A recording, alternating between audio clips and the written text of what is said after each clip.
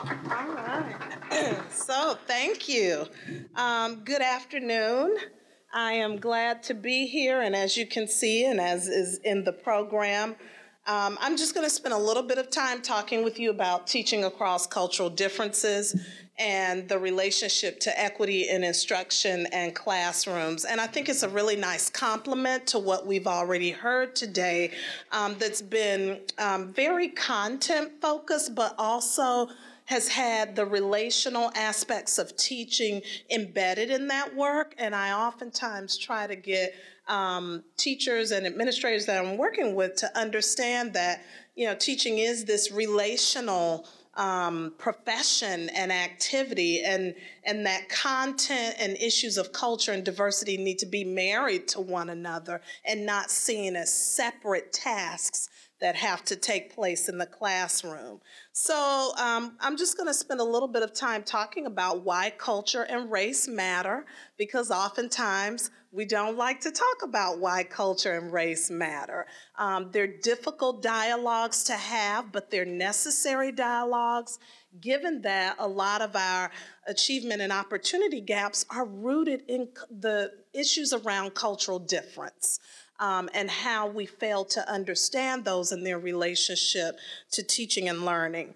And then I'll talk about what you as education reporters need to be thinking about around issues of cultural difference and bias in your reporting. So you'll see alignment between what we know teachers need to focus on and then how that maps on to your work as reporters.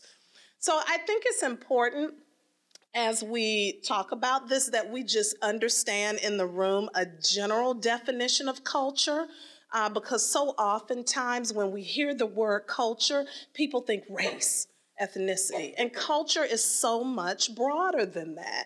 And in the research, culture is really thought of as this shared, learned, symbolic system of values, tastes, styles, beliefs. We all have culture. We are all cultural beings.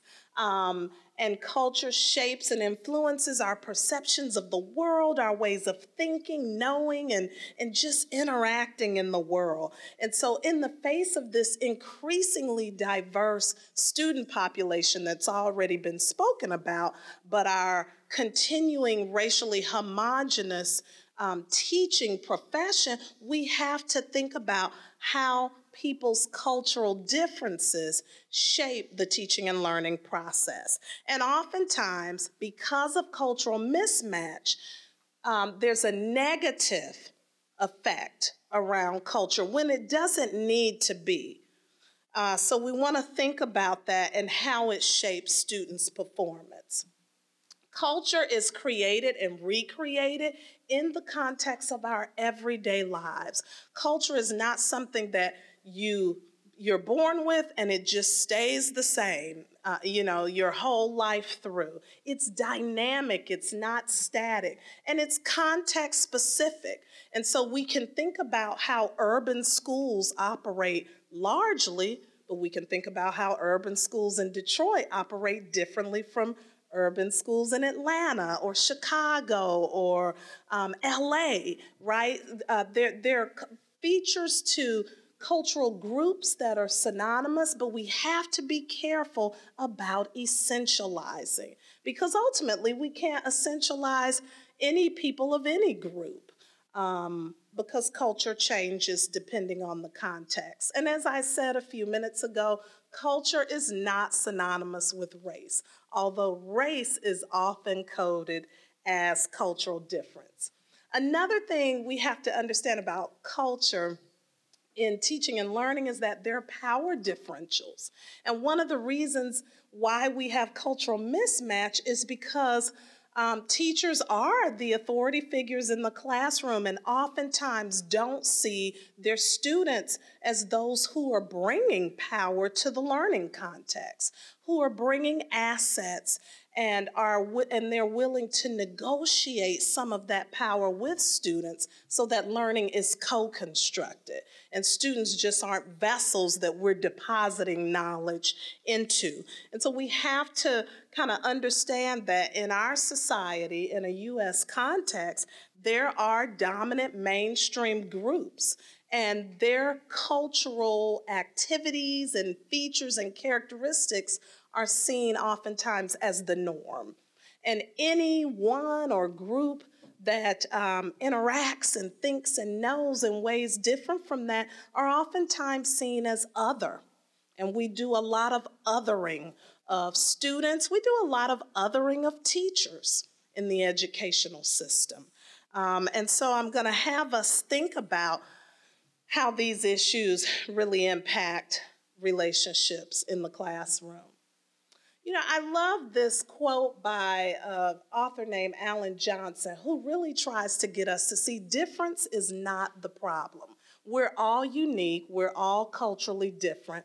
But he says the trouble around diversity is that society is organized in these ways that encourage us to use difference to either include or exclude, reward or punish, credit or discredit, elevate or oppress, and value or devalue. As students and families in high-needs schools, their cultural differences are often responded to in ways in which we devalue and dehumanize who they are and what they bring to the learning context. And so oftentimes, in our efforts to humanize, we actually, as educators, engage in the behaviors of those words in purple as opposed to the behaviors of the words in green.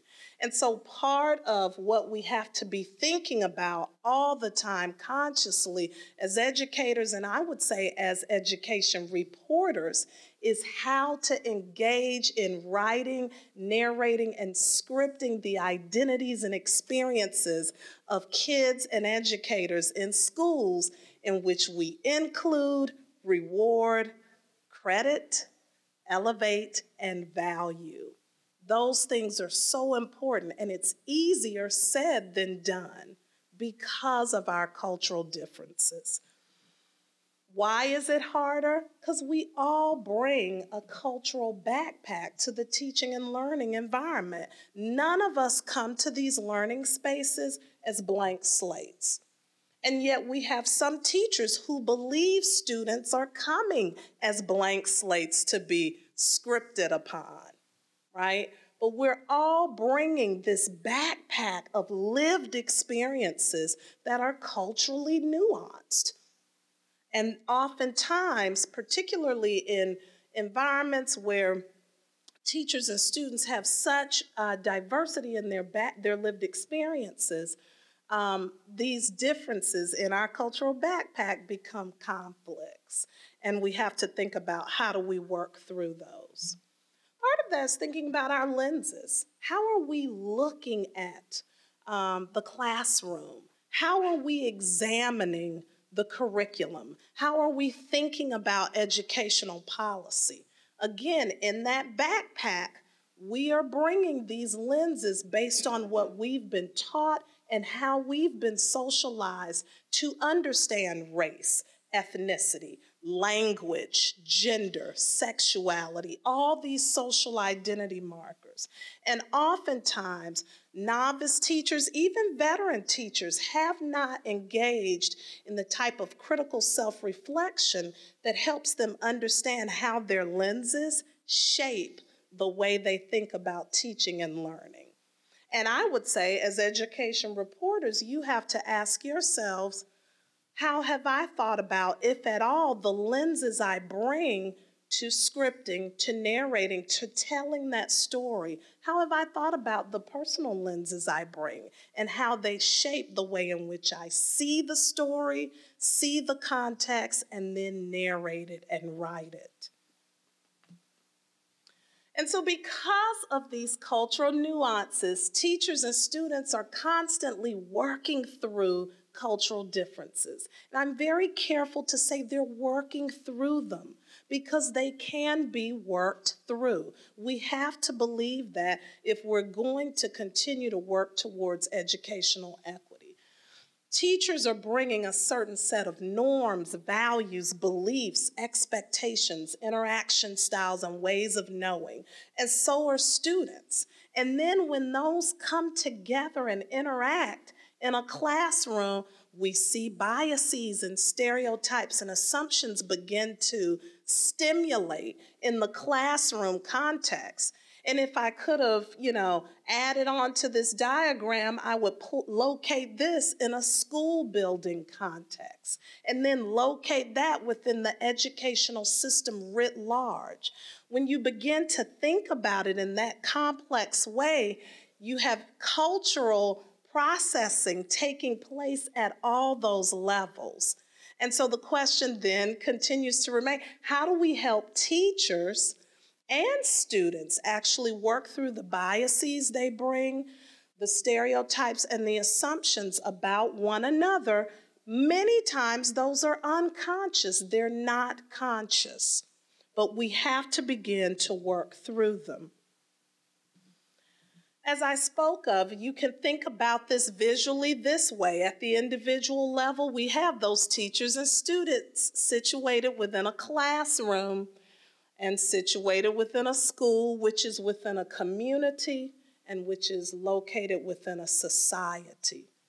Culture, as I said earlier, is operating at all those levels, and educators are bringing their lenses around those social identity markers that I showed you earlier.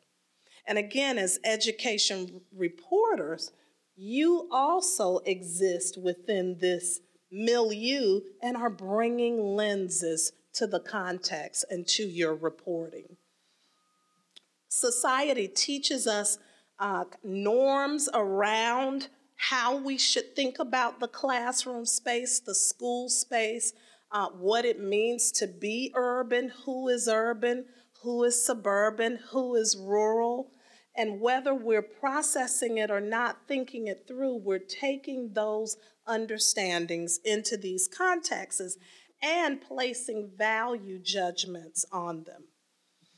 What happens then is we have inequities in the educational system, right? So based on all those biases and stereotypes and assumptions, this is what results. All the isms that people don't want to talk about that actually affect educational inequity: racism, sexism, classism, ableism, homophobia, linguicism, how these things shape the overrepresentation of students of color in special education, the underrepresentation of those same students in AP courses and gifted and talented programs, right? We have to look at these things at individual levels, but also at systemic and structural levels. It can't just be that kids and their families aren't doing what they're supposed to, but I believe reporters have to also ask themselves, what are the structural features in society and institutional mechanisms that create barriers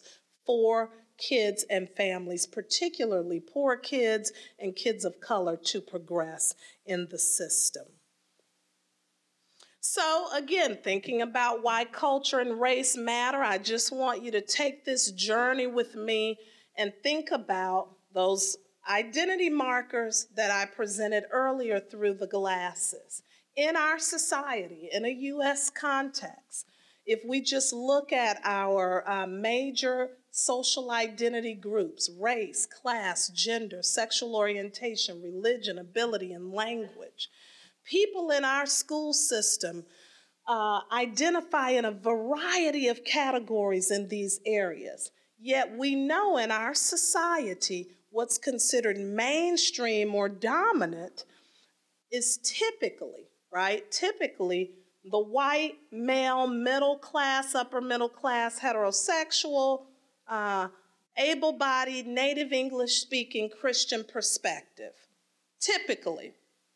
And what we often don't think about is how that lens, that perspective, shapes the way in which our schools operate. In the right-hand column, I put for you students in high-needs schools are typically, again, can't generalize to all, typically students of color, lower class, working class, a variety, perhaps, in terms of gender identification and sexuality and religion. They're able-bodied and differently abled. They're native English speakers and they're second language learners. The kids look very different from the prototype of those whom typically write policies and procedures and develop ideologies for how our public school system runs. That's not to implicate anyone as some grave oppressor, but it's our reality, right? And wrapped up in that is nuance about culture and cultural difference and power hierarchies. So that leads me to say, there are equity challenges in teaching and learning, because when educators don't attend to issues of race, culture, and identity, as we just saw in that table, they run the risk of embodying what researchers often call deficit mindsets and practices. And so you can kind of think about it as this continual balance between equity and student achievement, because oftentimes we script it as if those are divorced. I can't achieve equity if I'm focused on, student academic outcomes. How do I do both? This is the dilemma. And as we think about, relationships are key in that process. And if we agree that relationships between educators and kids are central, then we have to agree that cultural differences matter in really significant ways.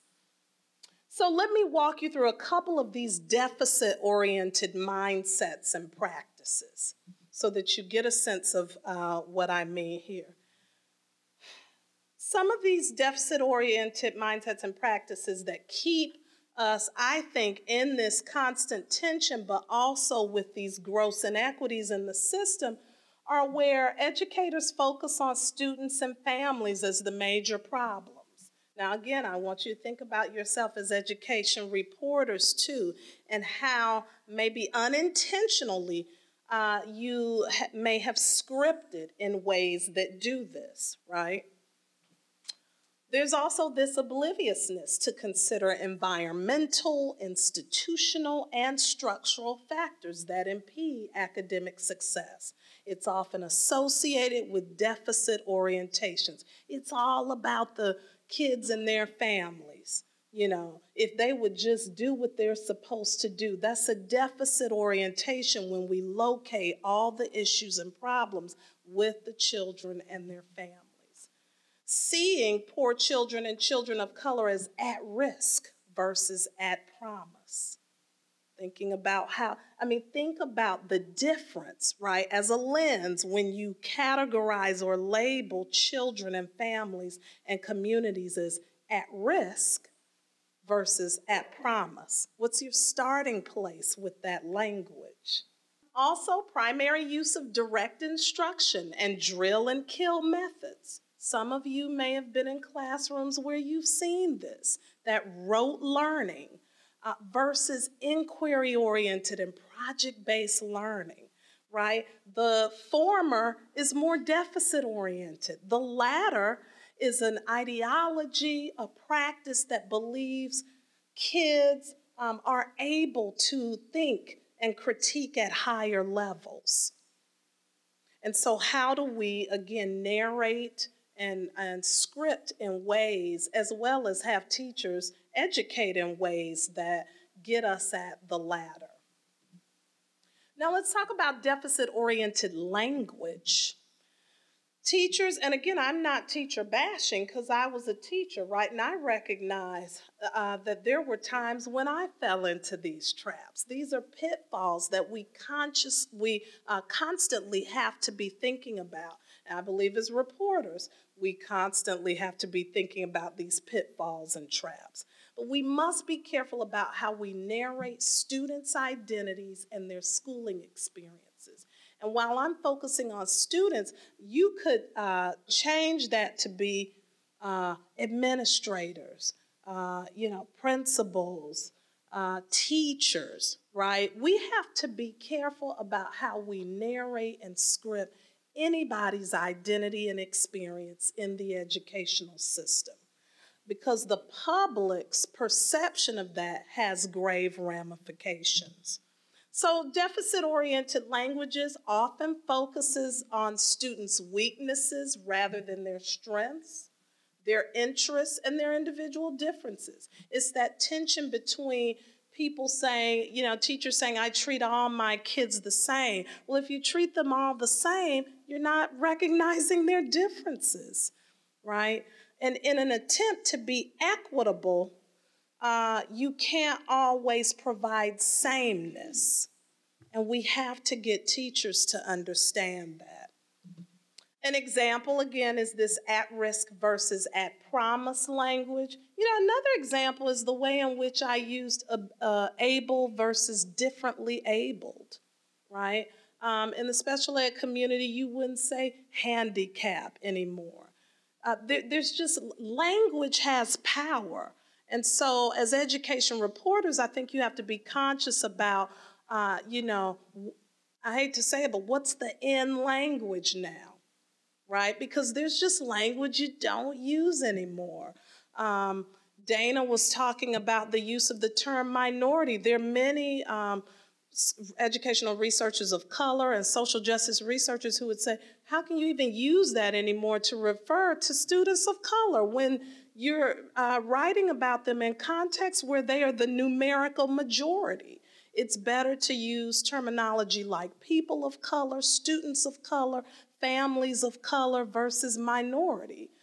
It's disempowering to in those communities. This deficit-oriented language describes students' academic performance in terms of their deficits, right?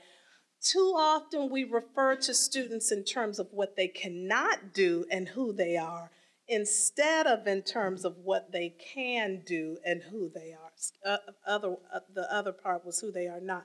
Here's an example. How often have we used limited English proficient or non-English speaking, right? Versus second language learner. It seems very simple, but second language learner implies that I'm acquiring another language, not that I lack something. See how the former limited English proficient, non-English speaking, that is more so in the educational research community, many would argue from a deficit perspective. How might I use more asset-oriented language like second language learner? A few more on, so what are some of the, results of this? We know, research has shown, I could have listed all kinds of citations for what results when educators have deficit-oriented mindsets and practices. We know there are lowered teacher expectations for students. Again, thinking about that backpack they bring and those biases, stereotypes, and assumptions that are learned, that are misinformed, but they're bringing them to the learning context, and so they lower their expectations. Students have increased feelings of low self-worth because of these deficit mindsets and practices, and they disengage. They often feel silenced, again, particularly in high needs communities. They're not as motivated, and their academic performance is lower, as various research studies have shown. So now let's talk about what some of these asset-based mindsets and practices are, again, for teachers, right? And what the research shows for us in teacher education programs that are focused on equity and social justice, like our MSU program, where we try to help teachers develop these asset-based mindsets and practices. There's a focus on relationship building because we know relationships are key for enhanced learning in the classroom. There is an acknowledgement that students do contribute to the learning environment. They are bringing something. They are also teachers in the context. And asset-based mindsets and practices do attend to issues of context, right? So I'm part of our Urban Educators Cohort program where we're preparing teachers to go teach in urban contexts. So a lot of the course content and the field experiences focus them around questions of inquiry about what does it mean to teach in this context, right? And how can you do community asset mapping to understand what are the rich array of resources in these communities and how do you teach within the limit situations. You recognize there are limits within the communities, but there are also many assets. How do you teach within those limit situations? There's just not a focus though on, kumbaya and this kind of we all love you. I think Dana or someone said it's not enough to just love the kids, right? Asset-based mindsets and practices do provide opportunities for skill building because we are preparing young people to go out into the labor force. And there is a focus on potential solutions, mastery, empowerment, and agency. And I really want you to turn your attention to those words because teaching is about empowering young people, about helping them unleash their own agency, okay? You can't have these kinds of mindset and practices if you don't pay attention to cultural differences. It's essential. And you see those differences as opportunities as promise. In these equity-focused teacher education programs, here's some other characteristics in which they help pre-service teachers understand. Every student has the potential to learn and achieve at high levels. Every student brings cultural assets. Sometimes in the literature, you'll see it referred to as community cultural knowledge. Right? How do we see students as bringing knowledge and not just gleaning it from us?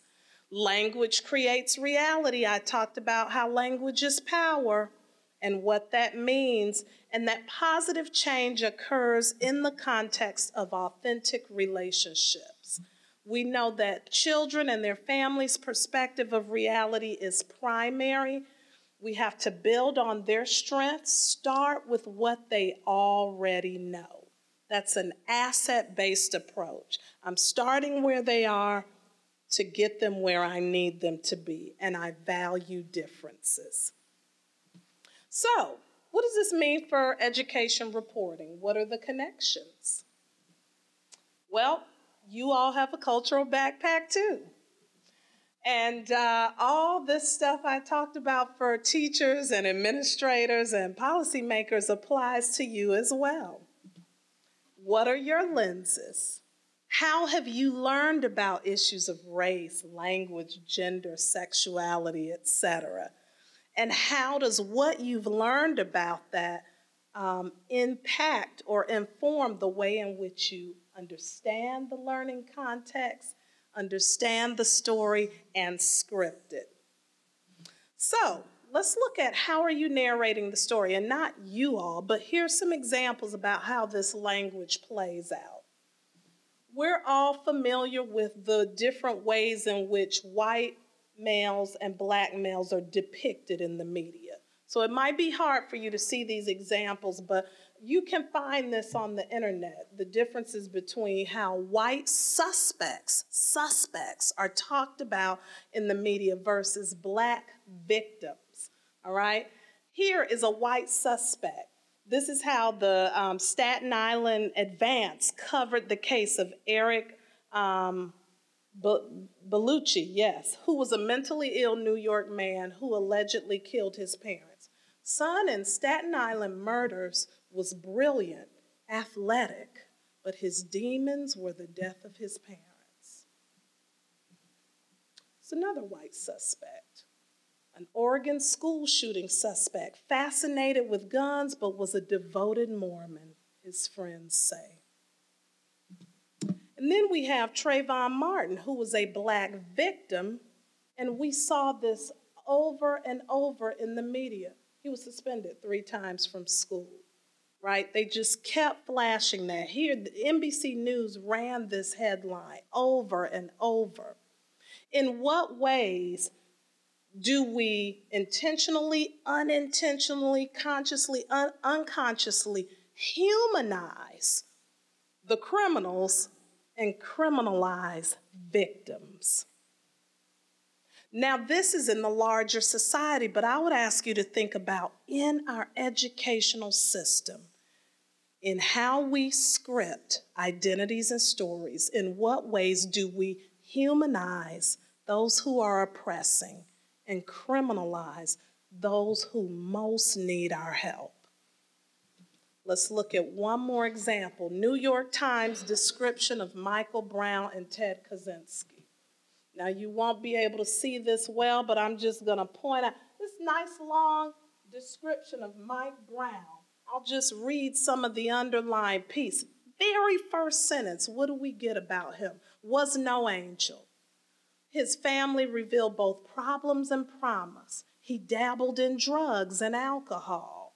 He had taken to rapping in recent months, producing lyrics that were by turns contemplative and vulgar. Scuffle with a neighbor. Now then he's a victim.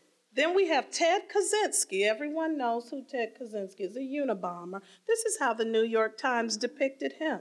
The simple back-to-nature life of the man the federal authorities believe is the technology-hating Unabomber. His carefully tended organic garden. He had a war going with those rabbits because they were eating his garden. I mean, let's think about the public perception. He was shaggy bearded and eccentric. Here is a man who is a criminal, right? But we have criminalized this teenage black male.